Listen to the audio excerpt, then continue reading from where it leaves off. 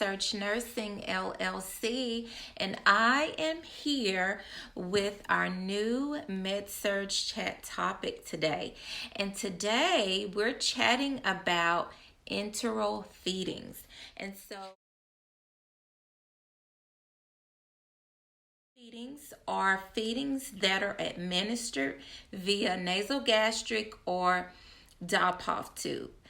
We also have patients who have PEG tubes or gastrostomy tubes that are placed directly into the stomach.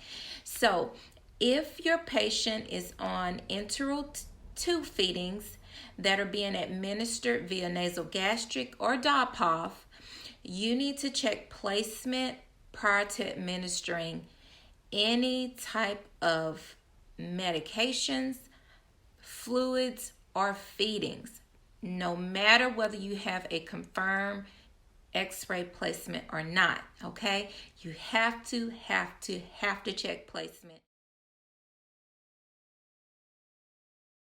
Verify that all is well. You want to mark your tube with a Sharpie.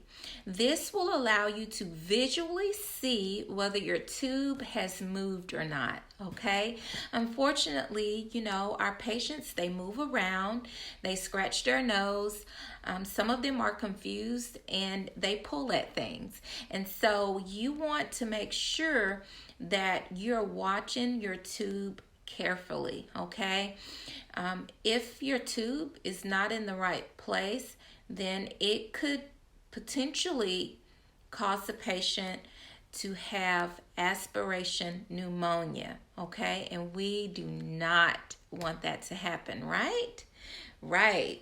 So we're going to check for placement, mark our tube, and then we're going to pull back to check for residual.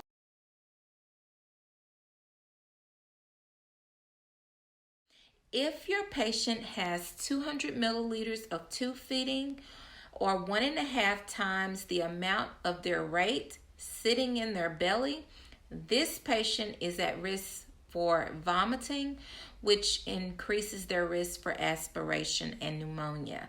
You want to immediately stop their feedings, notify the doctor for further instructions, okay?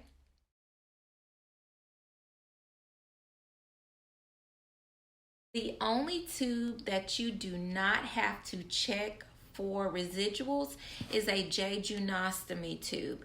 And that's because the J tube is already directly into the small intestine. So the patient does not have to digest anything, okay?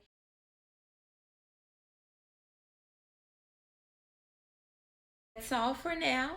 As always, keep saving lives and being great.